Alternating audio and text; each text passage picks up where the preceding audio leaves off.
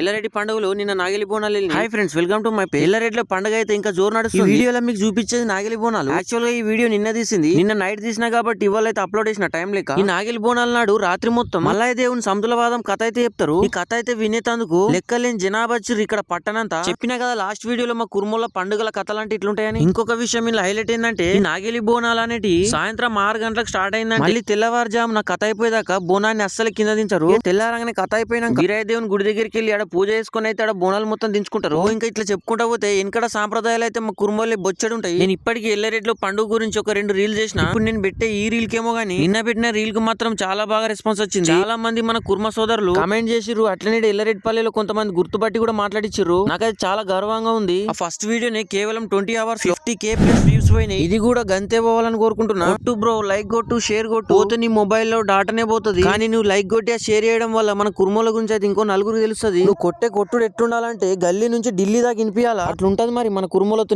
తగ్గేదేలే.